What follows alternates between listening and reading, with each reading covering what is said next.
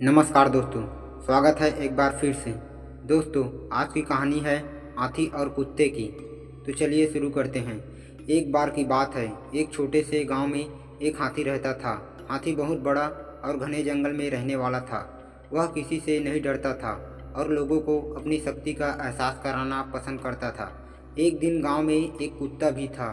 वह कुत्ता छोटा और काफ़ी होशियार था। वह लोगों के यहाँ बच्चों को खुश करने के लिए आया करता था। हाथी और कुत्ता एक दूसरे को पहले नहीं जानते थे, लेकिन एक दिन मिल गए। वे दोस्ती करने लगे और अच्छी तरह से बातचीत करने लगे। हाथी ने कहा, मुझे बहुत खुशी हुई है कि मैं तुम्हें मिला। मैं शायद दुनिया का सबसे बड़ा और ताकतवर जानवर हूँ। कुत्ता समझदार था कि हाथी थोड़ा बड़ा और घमंडी है, इसलिए उसने कहा, हाथी, मुझे मालूम है कि तुम बहुत बड़े हो, लेकिन फिर भी इंसान तुम्हें धकेल कर मार सकता है और मुझे तो बहुत छोटा और दुर्बल होने की वजह से सब कुछ बचाना होता है।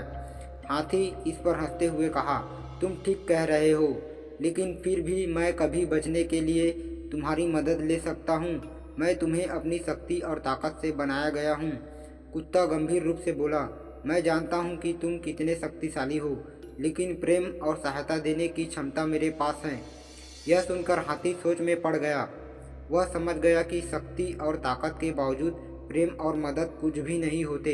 हाथी ने खुद को आजमाकर देखने का फैसला किया और वह बच्चों के संगीतायन में से एक साझा करने के लिए खुद को मंडराने लगा।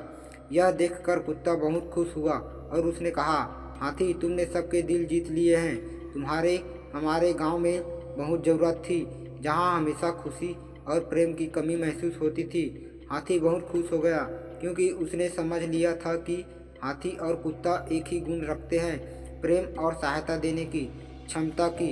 यह बात हाथी के जीवन में एक महत्वपूर्ण सीख थी कि शक्ति और ताकत से भी बढ़कर प्रेम और सहायता का महत्व होता है। तो दोस्तों, ये कहानी कैसे लगी आप हमें कमेंट में ज़रूर बताइए।